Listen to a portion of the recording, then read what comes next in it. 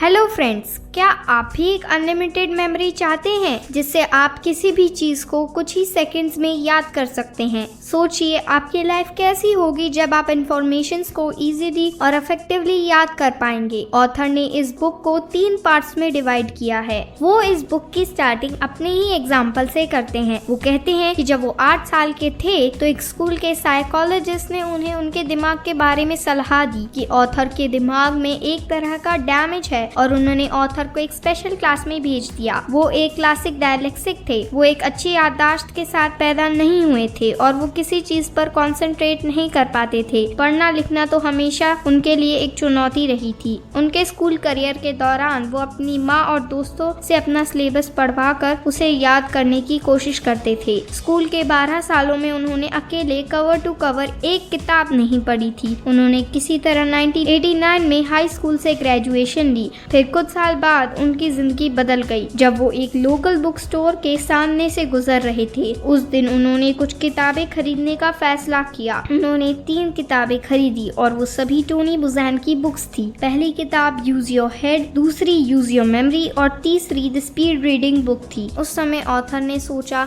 कि वो सबसे पहले द स्पीड रीडिंग बुक पढ़ेंगे और फिर बाकी 2 जल्दी पढ़ लेंगे। हालांकि यह उस तरह से काम नहीं किया। उन्होंने यूज योर मेमोरी पढ़ना शुरू किया और पाया कि हम सभी के पास दूसरी चॉइस है। हमारी मेमोरी एक आदत है और आदतों को सही तरीके की ट्रेनिंग से इम्प्रूव किया जा सकता है। अब शुरू करते हैं पार्ट 1 से, जो है कॉन्सेंट्रेट। इस पर ऑथर हमें जिम रॉन का लिखा गया कोट बताते हैं कि कॉन्सेंट्रेशन के सब्जेक्ट पर अब तक की सबसे अच्छी सलाह यह है कि wherever you are be there. Author हमसे पूछते हैं कि क्या होगा अगर आपका कॉन्सेंट्रेशन, आपकी याददाश्त और आपकी पोटेंशियल के बारे में आपके नेगेटिव बिलीव्स बिल्कुल भी सही ना हो। आप इन बिलीव्स के बिना कौन होंगे? इसे समझने के लिए एक एग्जांपल देखिए। पहले अर्थ पर मिस्टर ए रहते हैं और दूसरी अर्थ पर मिस्टर बी रहते हैं। वो दोनों एक जैसे दिखते हैं, वो एक जैसा बोलते भी हैं, वो एक जैसे एनवायरनमेंट में रहते हैं, उनके पास सेम एजुकेशन है, इवन सेम ब्रेन और नर्वस सिस्टम भी है। हर चीज उनकी सेम है। बस एक चीज है जो उन्हें एक दूसरे से सेपरेट करती है। वो यह है कि मिस्टर ए ये बिलीव करते हैं कि उनकी मेमोरी टेरिबल है। वो हमेशा लोगों से कहते हैं मेरा ध्यान हर जगह है, यह मेरे दिमाग में कंगारू के उछलने जैसा है, मैं हमेशा चीजों को भूल रहा हूँ। और वो अपनी मेमोरी के बारे में नेगेटिव थॉट्स रखता था। और वहीं मिस्टर बी का मानना था कि उनके पास एक वंडरफुल मेमोरी है। वह हमेशा कहते हैं मेरी मेमोरी एक लेजर बीम की तरह है, मेरी मेमोरी हर दिन बेटर होती जा रही है,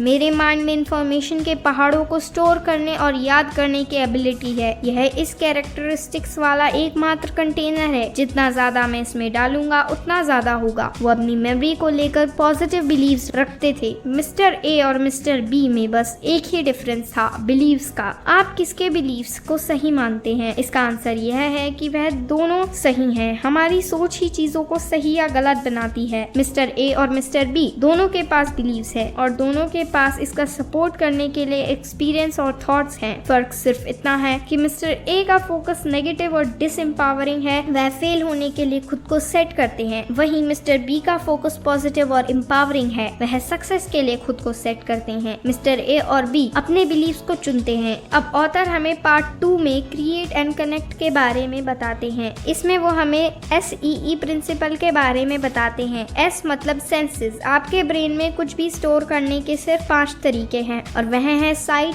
sound, smell, touch and taste. जब आप अपनी सेंसेस को यूटिलाइज करते हैं तो आप ज्यादा एक्सपीरियंस करते हैं और ज्यादा याद करते हैं। हमारी सेंसेस हमें मेंटली अपने वर्ल्ड को रिक्रिएट करने में मदद करती हैं। अगर आप अपनी सेंसेस को ट्रेन करेंगे तो आप अपने ब्रेन का ज्यादा यूज कर पाएंगे। आपकी सेंसेस आपकी माइंड मूवीज को रियल और मेमोरेबल बनाती हैं, उन्हें यूज करिए। अब E मतलब एग्जैगरेशन। कौन सी इमेज याद रखना इजियर है, एक स्ट्रॉबेरी की जो नॉर्मल साइज की है या जो एक घर की साइज की है? अपनी इमेजेस को अपने हिसाब से बड़ा या छोटा बनाइए। इस दुनिया में ऐसा कोई साइंटिफिक एविडेंस नहीं है जो ये प्रूव करता है कि लर्निंग सीरियस होनी चाहिए। अपनी इमेजेस को लॉजिकल बनाइए, अब उनके साथ मजा करें। अब E मतलब एनर्जाइज। अपनी पिक्चर्स को एक्शन दो। क्या आप एक मूवी देखना पसंद करेंगे या एक स्लाइड शो?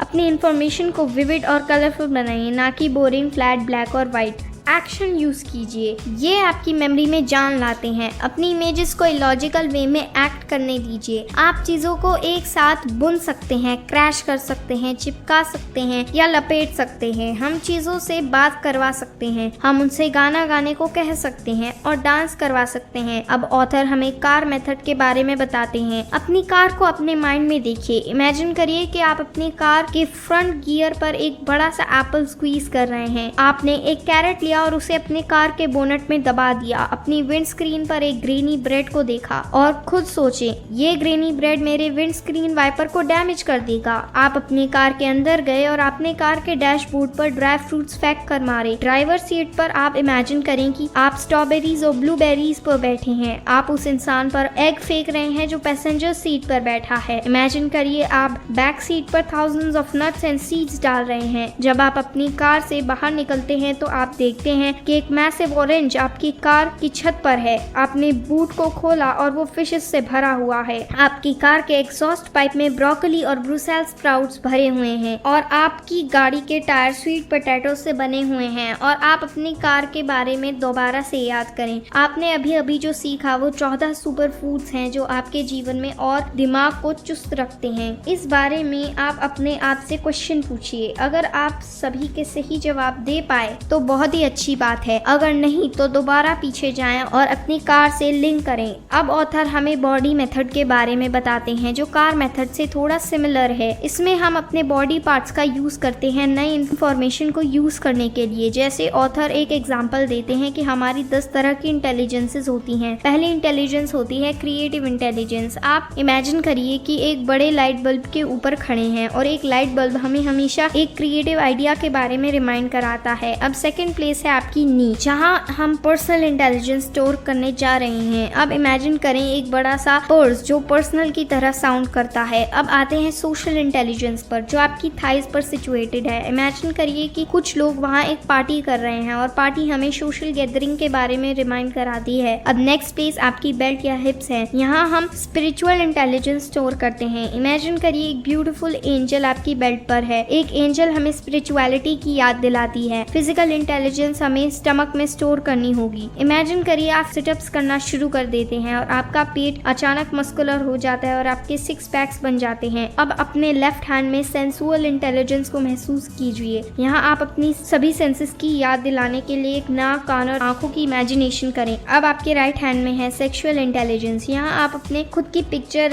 या इमेजिनेशन बना सकते। अब नेक्स्ट आपका माउथ है। इमेजिन कीजिए कि आपके माउथ से बिग ब्राइट कलरफुल नंबर्स निकल रहे हैं। ये न्यूमेरिकल इंटेलिजेंस है। अपनी नाक पर एक स्पेसशिप लैंड करते हुए देखिए, यह है स्पेटियल इंटेलिजेंस। फाइनली अपने सर पर इमेजिन कीजिए कि आप अपने हेयर्स पर वर्ड्स लिख रहे हैं या आपके बाल बोलना शुरू कर देते हैं और ये है वर्बल इंटेलिजेंस। अब अगर आप क्विक रिकॉल करें कि आपकी कौन सी इंटेलिजेंस कहाँ पर है तो आपको याद आ जाएगा क्योंकि आपने उसे प्रैक्टिकली इमेजिन किया है। अब ऑथर हमें पार्ट 3 में कॉन्टिन्यूअस यूज के बारे में बताते हैं। ऑथर कहते हैं कि सेल्फ डिसिप्लिन सेल्फ डिप्रीवेशन नहीं है। एग्जाम्पल के तौर पर बहुत से लोग सोचते हैं कि चीजें उनकी लाइफ में मैजिकली अपीयर होने वाली हैं। सोचिए कि लोग सुंदर और हेल्दी टीथ चाहते हैं लेकिन उनके पास अपने टीथ फ्लॉस करने के लिए सेल्फ डिसिप्लिन ही नहीं है। क्या फ्लॉस करना एक्सपेंसिव है? क्या ये बहुत सारा समय लेता है? क्या यह करना मुश्किल है? ये इनमें से कुछ भी नहीं है। आप अपनी लाइफ के किसी भी एरिया को बदलने की उम्मीद कैसे कर सकते हैं यदि हम खुद को ऐसा करने के लिए मोटिवेट ही नहीं कर सकते हैं। ऑथर कहते हैं कि एक बार उन्होंने CNN.com से एक आर्टिकल पढ़ा कि 59% ग्लोकोमा पेशेंट रेगुलरली अपनी आई ड्रॉप स्किप कर देते हैं, जबकि वो यह जानते हैं कि अनट्रीटेड ग्लोकोमा उनकी ब्लाइंडनेस का कारण भी बन सकता है। फिर लोग ये जानते हुए भी उसे स्किप क्यों करते हैं? अगर आप अपने अंदर सेल्फ डिसिप्लिन क्रिएट करना चाहते हैं तो ये 4 कीज आपके लिए ही हैं। पहली की है क्रिएट अ विजन। अब आपकी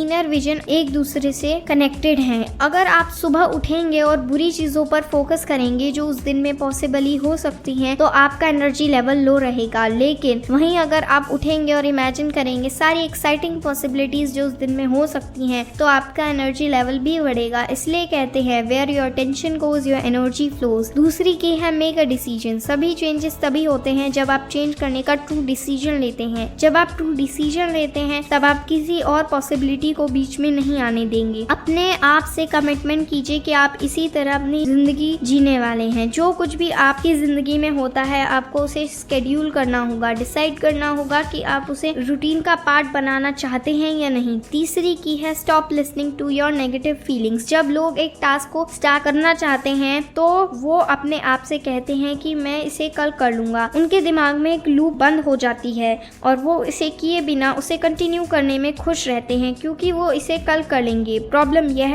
है या आप कहेंगे कि मुझे उस काम को करने का अभी मन नहीं है, तो एक लूप बंद हो जाता है क्योंकि आपने खुद को यह सोचकर धोखा दिया है कि आप सही फील करेंगे तो ही आप उसे करेंगे। तो यह सब हमने आपको केविन हॉर्सली की बुक अनलिमिटेड मेमोरी से बताया है। होप सो आपको यह वीडियो पसंद आई होगी। So please like, share, comment, subscribe and don't forget to press the bell icon. Thanks for watching. Bye bye.